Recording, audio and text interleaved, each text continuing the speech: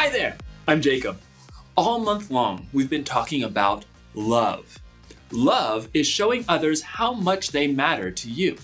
But how do you show others how much they matter to you? That, my friends, is a mystery.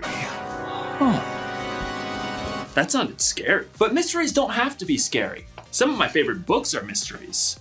They can get really tense and stressful, but there's always that moment in the end when the detective solves the case. You will find the guilty party hiding out in the school. What school, you might ask? Elementary, my dear Watson. I searched all over the neighborhood, Mrs. Jenkins, but I couldn't find your missing parakeet. My bet is he's been in his cage all along, or my name isn't Wikipedia Jones. The item used to chase Madame Lafarge away was none other than the spatula.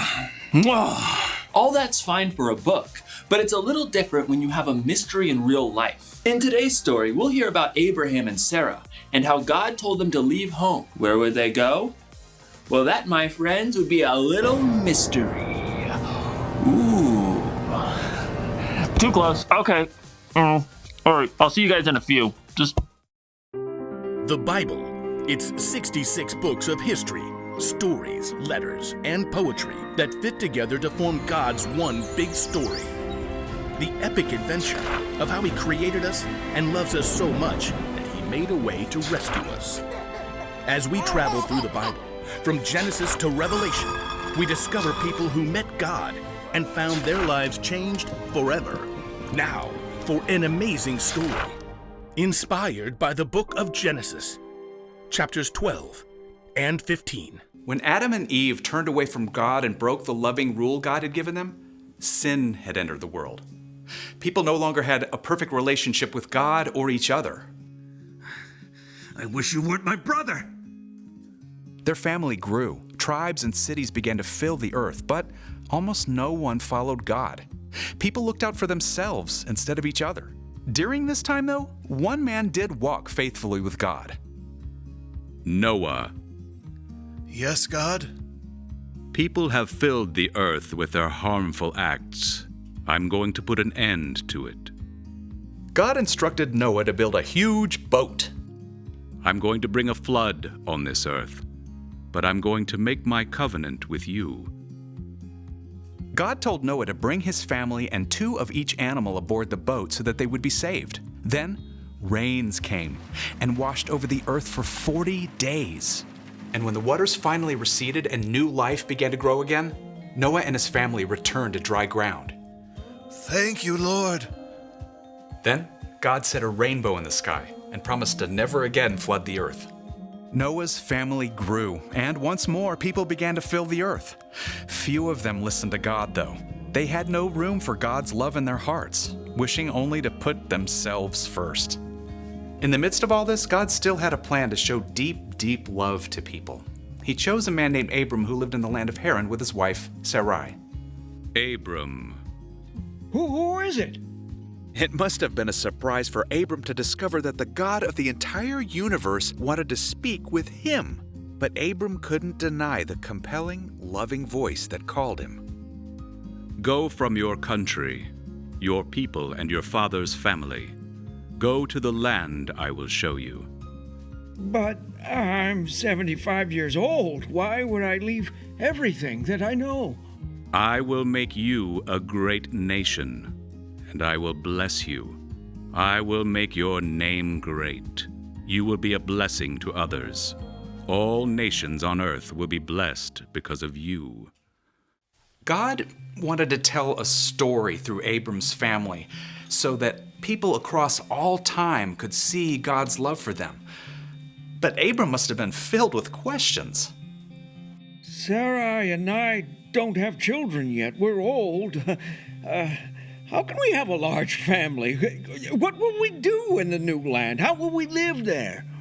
God gave no answers, except for God's presence, full of peace and love. All right, God. We'll go. Abram and Sarai, later called Abraham and Sarah, packed up all they had, chests and boxes, platters and blankets, sheep and cattle and goats. Oh, Abram, I hope you know what you've heard. God called us. I can't tell you how, but I know. His voice, it was so full of love.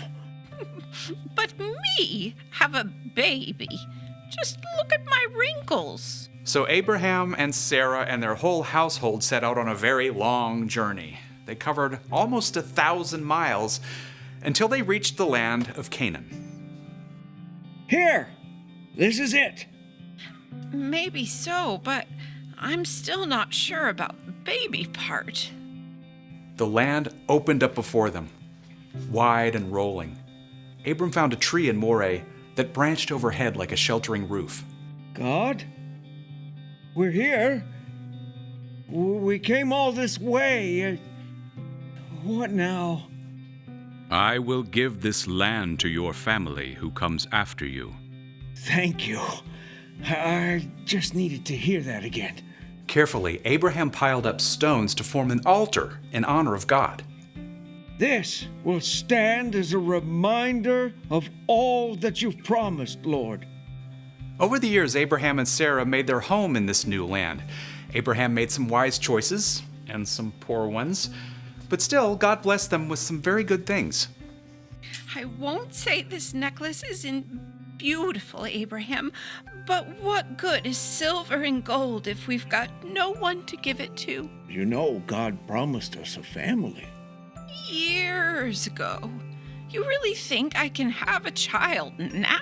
I know it seems impossible, but... That night, the Lord appeared to Abraham in a vision. Do not be afraid. I am like a shield to you. I am your very great reward. I know, Lord, but we still don't have any children. When I die, everything you've given us will go to a servant. The Lord led Abraham out of the tent. The night sky stretched overhead. Look up at the sky. Abraham craned his neck to look up. Stars wheeled in the night, vivid points of light. They spun out in layer after layer, reaching into the vast depths of space. Count the stars if you can. Abraham's breath caught in his throat. I can't. No one could. As many stars as filled the sky, that's how many children will be born into your family. God's voice was deep and sure, filled with the same love that had drawn Abraham and Sarah from their home years before. Yes. Yes, God. I believe you. It would still be years to come, but God in love would keep that promise to Abraham and Sarah. It was the first step in a plan to show love not just to their family, but to the entire world.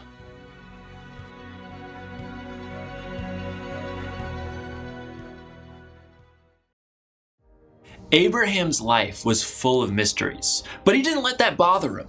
God told Abraham to leave home, and Abraham went, even though he didn't know what God had in store. God promised Abraham the whole world would be blessed because of his family, and Abraham trusted God, even though he didn't know for sure if the promise would come true. For us living today, God's promise to Abraham is no mystery. We know that it came true because thousands of years after Abraham, one of his family members was born in the town of Bethlehem. Jesus. God always had a plan to show love to the world by sending Jesus. You know what that means? It means God still has a plan to show love to the world. God has a plan to make things right. That's true no matter what's going on in your life or in the world. And you can be a part of that plan by trusting God and sharing God's love with others. You can help solve the case. If you suspect a person needs something, offer to help them. When a neighbor's in need, you can get to work. If someone is in danger, speak up and be on their side. The one thing to remember today is this: God has a plan to show love to the world. It's no mystery. You can trust God no matter what. Well, that's all I have for you this month. We'll be back next month with something brand new. You want to know what it is? Shh. Sorry. It's a mystery. See you next time.